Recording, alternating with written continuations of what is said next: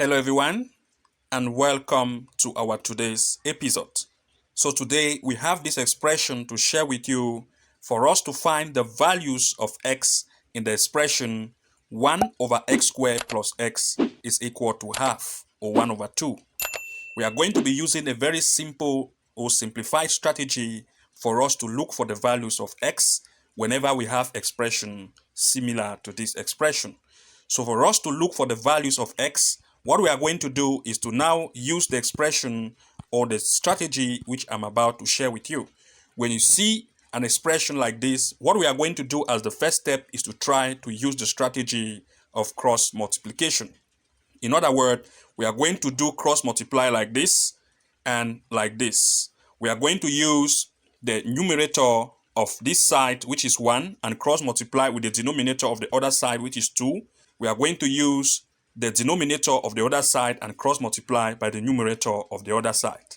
If we do this, what we are going to have is, this is going to be the same as, so we can now start with 1 times 2 or x squared plus x times 1, any side. So I'm going to start with 1 times x squared plus x, which is 1 into x squared plus x will be equal to 2 times 1. So 2 times 1 is going to give us 2. So it has now become 1 into x squared plus x is equal to 2. So if we use 1 and multiply by x squared plus x, we are still going to have x squared plus x. So x squared plus x is equal to 2. If you look at this expression is similar to the formula ax squared plus bx minus c is equal to 0. If you look at this expression, it is the same as ax squared plus bx minus c is equal to 0. So we are going to make sure that we try to make this equation that you can see here to look similar like this. And for it to look similar like this expression of this formula, then we have to make sure that we equate this expression to 0 and bringing this 2 to the left hand side of the expression and equate it to 0. In other words, it's going to be x squared plus x. When we carry the 2 to the left hand side, it's going to become minus 2. So it's going to be x squared plus x minus 2 is equal to 0. So I'm going to now write x squared plus x minus 2 is equal to 0. So x squared, as you can see here, plus x minus 2, when the 2 cross over, is going to be equal to 0. So if you come back here, what you are going to see is that the a, which is in front of the x squared, is the number which is in front of it. And the b, which is in front of x, is another number, and the c is the constant. If you look, x squared and x, the number in front of them is going to be the value of a and b, and c is going to be the constant. In this case, we have an invincible one which is here, and that one is going to be a. And we also have invincible one here, which is b, and the c is now the constant that you can see here. So this is the c.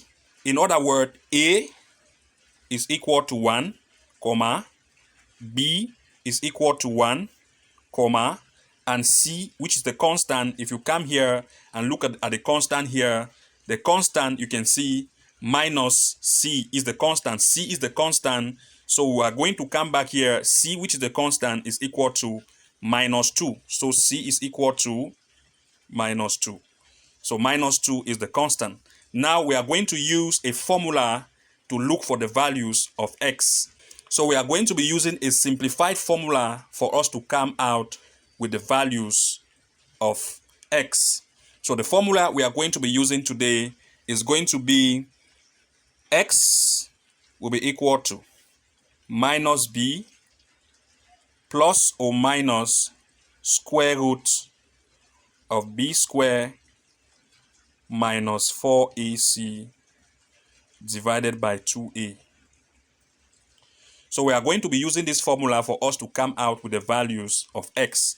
This is going to be the same as minus b. If we come here, you are going to see that b is 1, which is going to means that we have minus 1 plus or minus square root b square, if you come here, b is 1, so b square, that's 1 times 1 is still going to give us 1 minus 4. As you can see here, a is 1, so 4 into 1 times c.